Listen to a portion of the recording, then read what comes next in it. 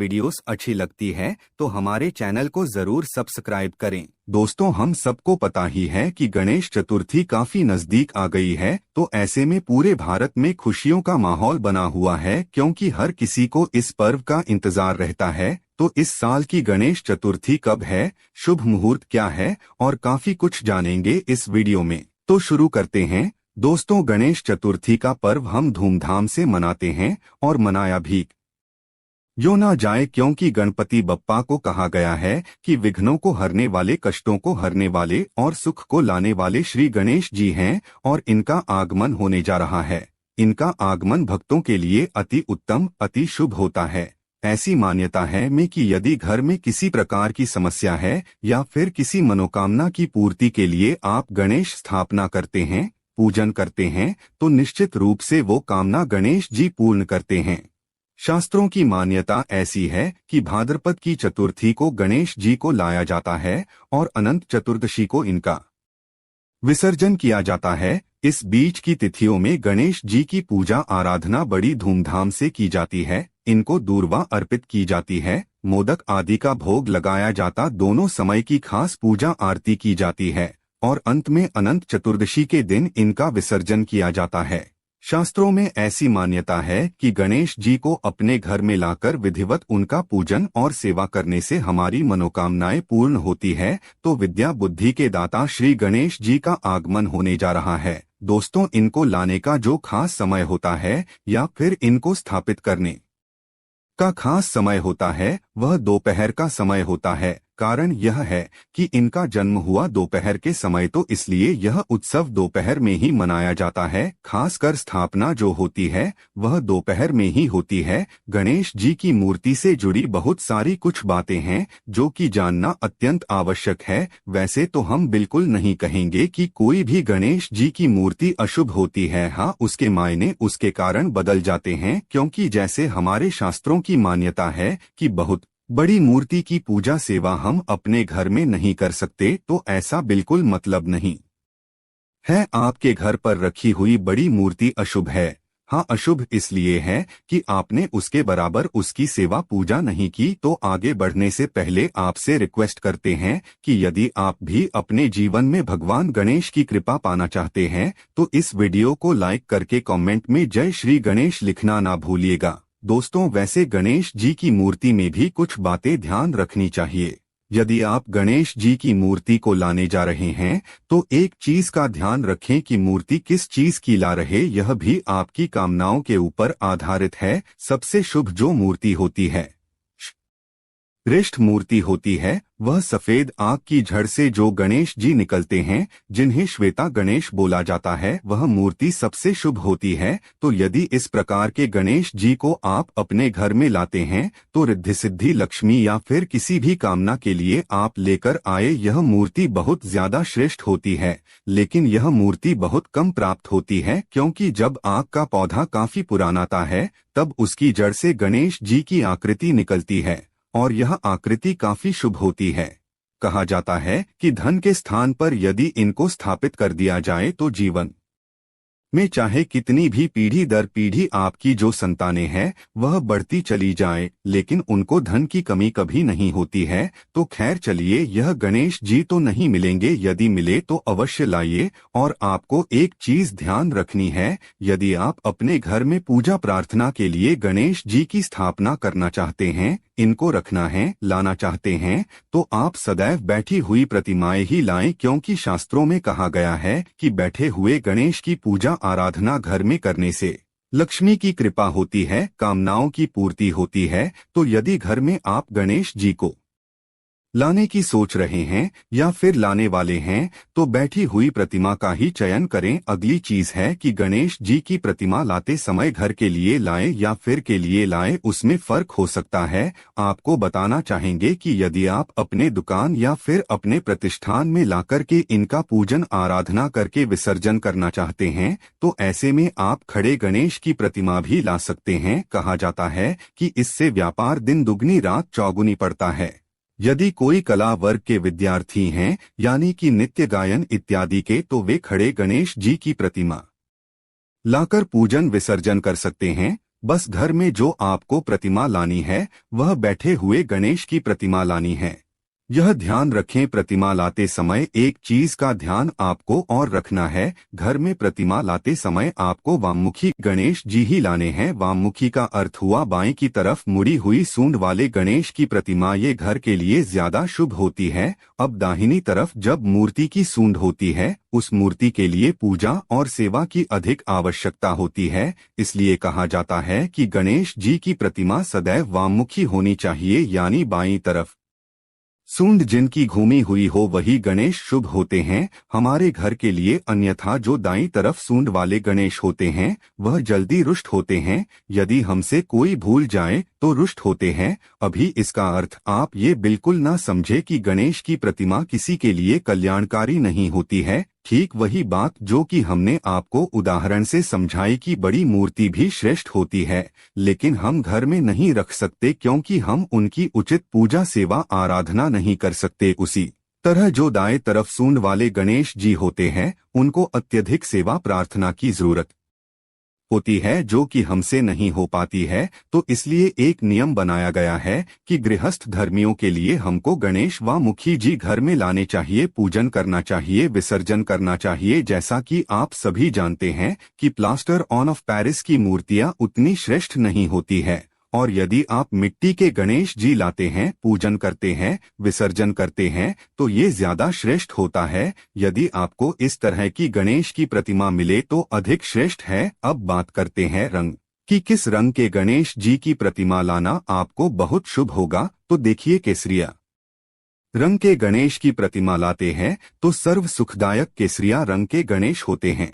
दूसरी चीज, हरे रंग के गणेश की प्रतिमा भी रखी जाती है। अलग अलग कामनाओं के लिए अलग अलग तरह के गणेश की प्रतिमा रखी जाती है। यदि आप संतान प्राप्ति के लिए गणेश जी की प्रतिमा लाना चाहते हैं, उनका पूजन विसर्जन करना चाहते हैं, तो गणेश जी का जो बाल रूप है वैसे ही प्रतिमा ला करके पूजन कर अनंत चतुर्दशी के दिन इनकी विदाई करें, इनका जल में विसर्जन करें। इस बात का ध्यान रखें। और यदि आप घर में मूर्ति रखना चाहते हैं तो बहुत छोटी सी 3 छोटी मूर्ति घर में ला करके घर के मंदिर में स्थापित कर सकते हैं, तो आप ऐसा ही करें। अब बात करेंगे स्थापना की। आपको एक चीज और बता दें कि कई लोगों के प्रश्न आते हैं कि गणेश जी की प्रतिमा 18 तारीख को हम ला सकते हैं या फिर 19 तारीख को लाएं, किस दिन लाना शुभ होगा। तो देखिए, गणेश जी को गणेश चतुर्थी के दिन लाना ही शुभ होगा, जो कि 19 तारीख को है। 18 तारीख को हरतालिका तीज जैसे समाप्त होगी। 19 तारीख को गणेश जी को ला सकते हैं।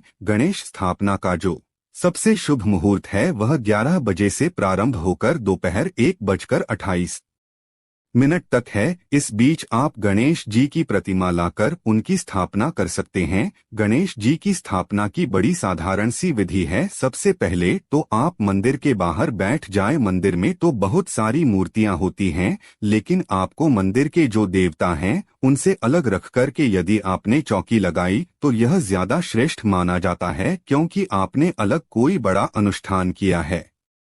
इसलिए आपको अलग से लाल रंग का कपड़ा इसी चौकी पर बिछा कर के उस पर आपने जो नई मूर्ति प्रतिमा लाई है या फिर आपके घर में जो पड़ी हुई प्रतिमा है, आप उनको भी बहुत अच्छी तरह से साफ करके, यदि धातु की प्रतिमा है तो स्नान वगैरह कराएं, और यदि फोटो है तो भी आप उसकी स्थापना कर सकते हैं। घर में पड़ी हुई मूर्ति की भी आप स्थापना पूजा कर सकते हैं, और नई मूर्ति लाते हैं तो भी आप उनकी पूजा स्थापना अवश्य करें। और कलश जरूर रखना है। कलश आप सभी जानते हैं, कलश में ही हम देवताओं का आवाहन करते हैं। तो कलश रखने की विधि इस प्रकार है कि नीचे चावल का अष्टदल कमल बना ले, या फिर यदि आपके घर में बहुत चूहे हैं तो चावल का ना बनाकर आप थोड़ा सा रोली और हल्दी मिलाकर के बना ले, और बना ले स्वास्तिक बना ले। उसके ऊपर कलश रखे, कलश में एक सिक्का डाल दे, हल्दी डाल दे, सुपारी डाल दे, और थोड़ी सी दूर्वा, क्योंकि यह पूजा हम गणपति की करने वाले हैं। दूर्वा जहाँ होती है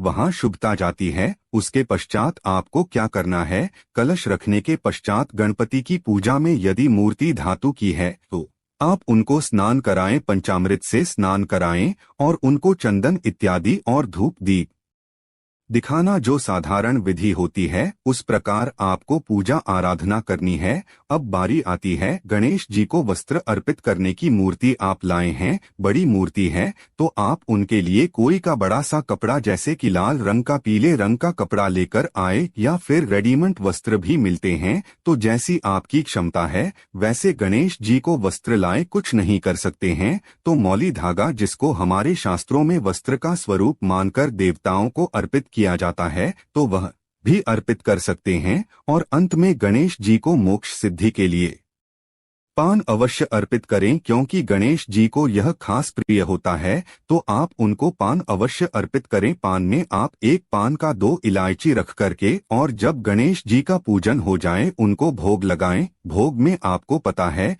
गणेश जी को लड्डू, मोदक इत्यादि बहुत पसंद है। आप घर में खास प्रिय व्यंजन बनाकर के भी इनको भोग लगा सकते हैं। पूरे दिन यदि आप घर में व्यंजन बनाकर भोग लगाते हैं तो वह बहुत शुभ होगा। पूरे दिन का अर्थ यह बिल्कुल नहीं है।